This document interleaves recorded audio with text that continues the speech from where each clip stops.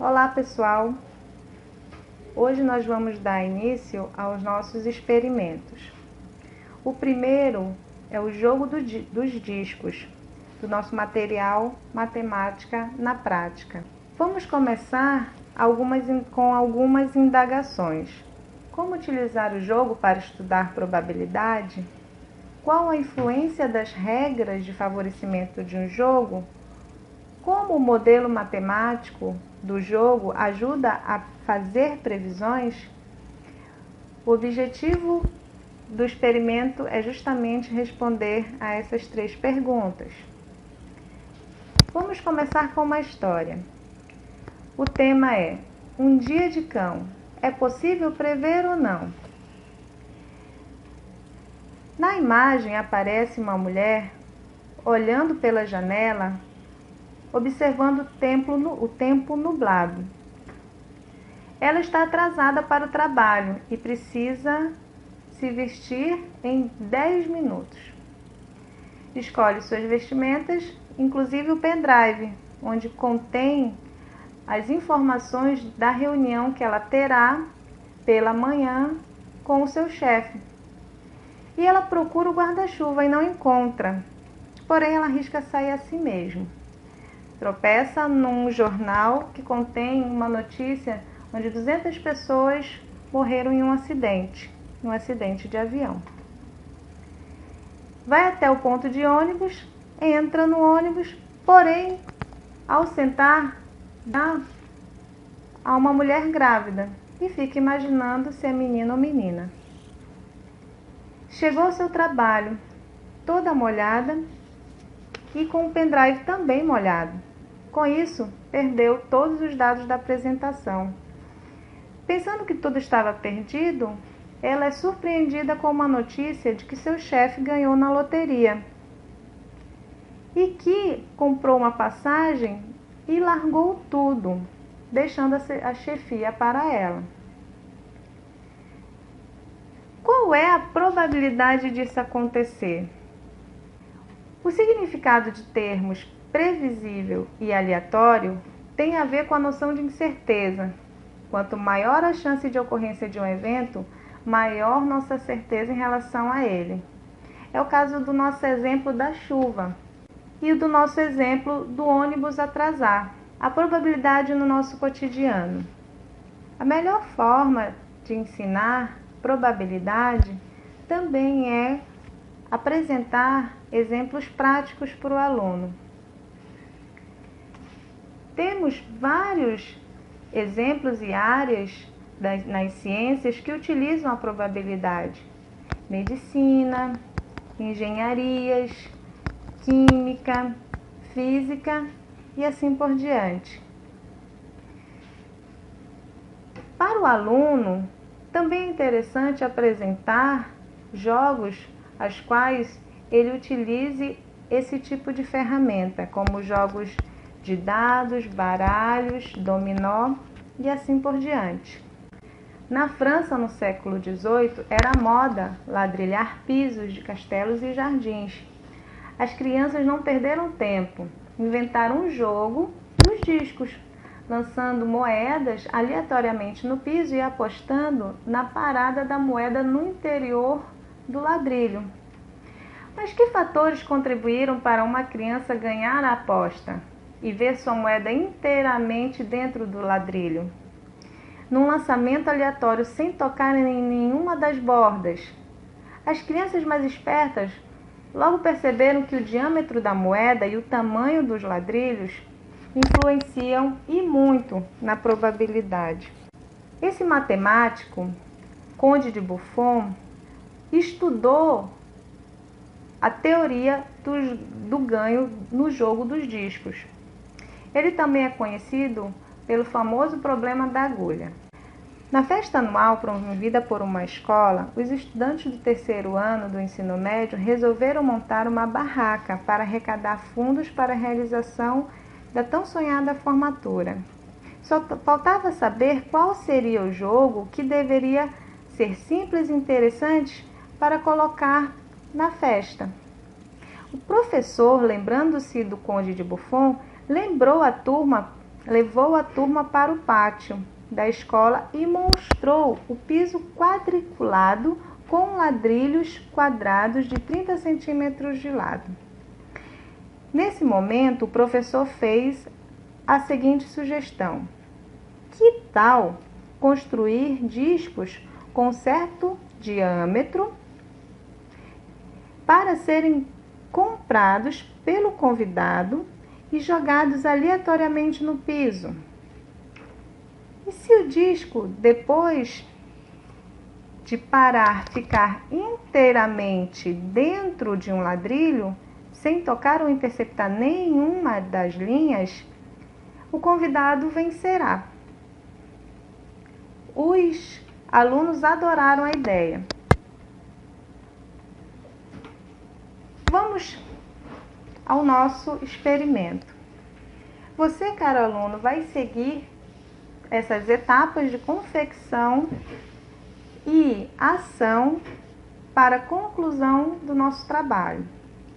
Marque com o auxílio da régua pontos distantes 3 centímetros um do outro ao longo de 2 bordas de uma folha. Com o auxílio de uma régua e um esquadro, comece a construir o quadriculado, traçando segmentos de retas verticais e horizontais, partindo dos pontos marcados na folha. Após realizar os passos anteriores, está pronto o quadriculado, formado por quadrados de 3 centímetros. Os discos que vocês vão usar, inicialmente, vão ser moedas de 10 centavos, que possuem 2 centímetros de diâmetro.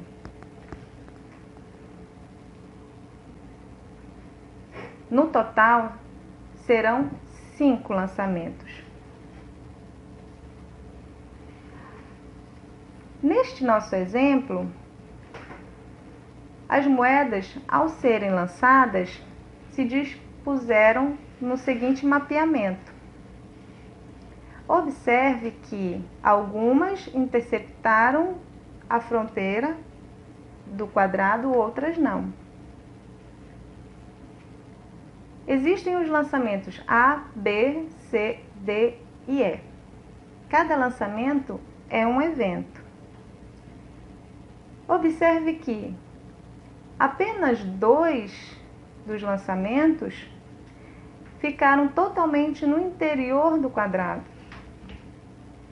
E as moedas A, B e E interceptaram algum segmento do quadrado. A questão é que a probabilidade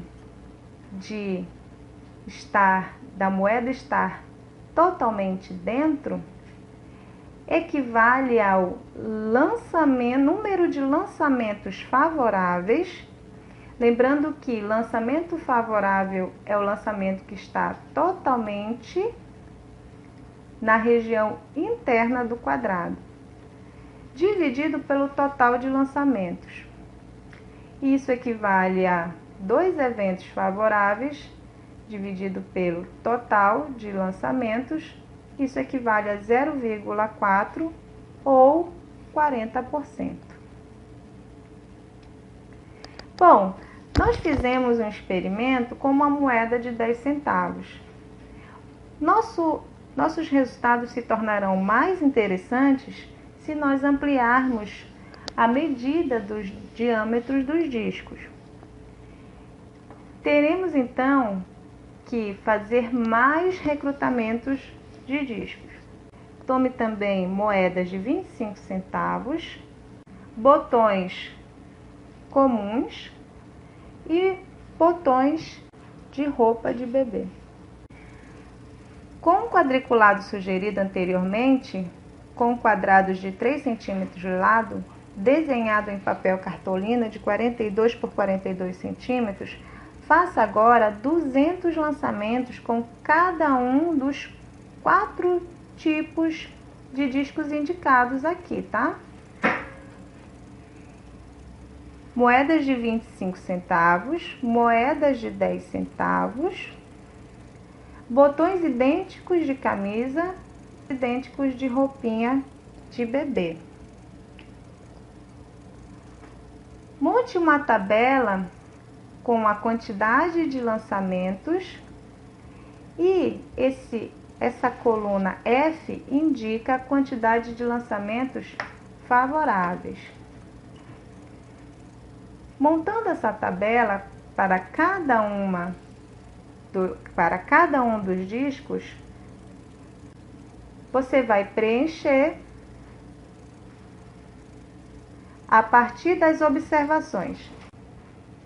Organize os seus dados na tabela seguinte. Nesta coluna, o tipo de disco, o seu diâmetro, quantidade de lançamentos, eventos favoráveis e probabilidade de ganho. Lembrando que os eventos favoráveis são aqueles em que o botão ou a moeda está totalmente no interior do quadrado, e a probabilidade de ganho é lançamentos favoráveis por total de lançamentos. Matemática na Prática também fez o experimento. Este quadro é um quadro com todas as respostas e cálculos. O botãozinho de bebê, com o diâmetro de 0,8 centímetros, no total de 200 lançamentos e 117 eventos favoráveis, teve a probabilidade de ganho de 0,585, que equivale a 58,5%. O botão comum de 1,1 centímetro de diâmetro com 200 lançamentos obteve 78 eventos favoráveis, 39% de probabilidade de ganho. A moeda de 10 centavos com 2 centímetros de diâmetro obteve 13,5 probabilidade de ganho. A moeda de 25 centavos, 5%. A questão é, nesta direção, vamos considerar inicialmente um jogo justo, em que a probabilidade de ganho é de 50% num quadriculado com quadrados de 3 centímetros de lado. Qual deve ser o diâmetro do disco? Bom, para que haja chances de 50% de ganho para o jogador, é necessário que o diâmetro esteja entre os valores de 0,8 a 1,1 centímetros, como está indicando a nossa tabela. Aqui os valores variam de 58,5% a 39%. Para que essas medidas sejam mais fiéis, seria bom se colocássemos mais exemplos, mais discos que estejam entre ou perto desses valores. O Matemática na Prática monta agora os eixos, onde o eixo na horizontal é o valor do diâmetro e o eixo na vertical contém os valores da probabilidade de ganho a partir de cada diâmetro. Os dados são colocados conforme esta figura. E você pensa, né?